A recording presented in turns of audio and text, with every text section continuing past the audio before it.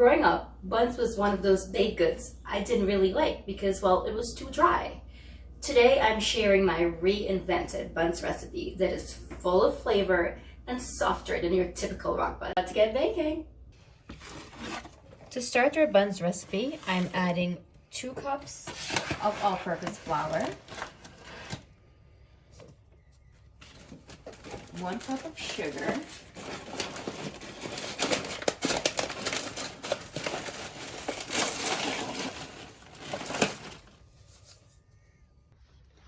1 teaspoon of baking powder,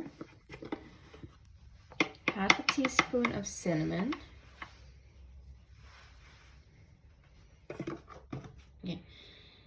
half a teaspoon of nutmeg that I'm going to freshly grate in here.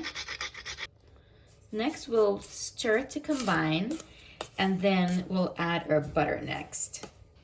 For the butter, I am using cold butter for this recipe, and we're using half of this stick of butter. So we need 4 tablespoons of cold butter, and I am going to use this box grater to grate it in here.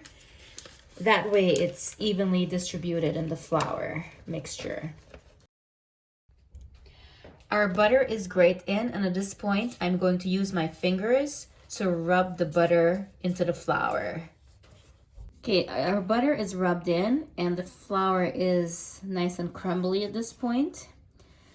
And the next step would be adding some other ingredients in here for delicious buns.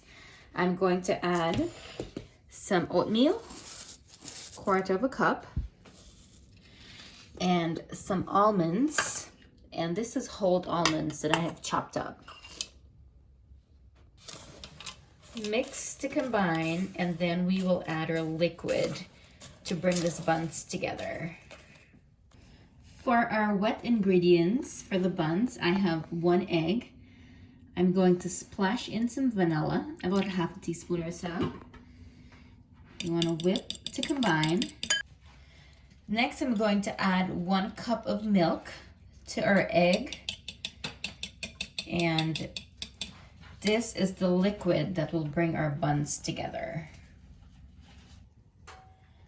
Okay, next I'm going to take our liquid and add it to our flour mixture.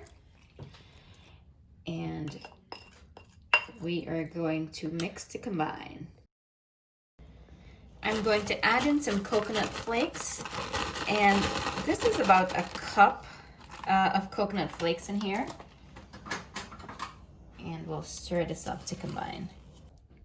Our delicious buns batter is ready. Everything is mixed in and it looks delicious. The next step is to get it in a pan. I have a cookie sheet that I'm going to grease with some butter. And this is where we're going to bake our buns in. I'm using a 1/4 cup measurement scoop to get our buns measured out for the pan. And that way I find you have even size of the buns when you use like a measuring cup, and it bakes evenly. So just take a 1/4 cup measurement like so, and scoop out a cup and drop it in your baking sheet. So I'm going to continue this until all the batter is done.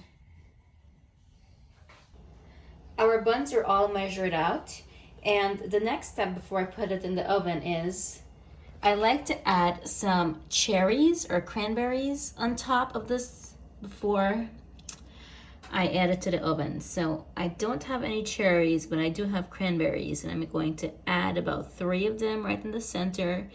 It makes it look pretty, and you have that additional dry fruit on top as well. So it adds that extra flavor to our buns.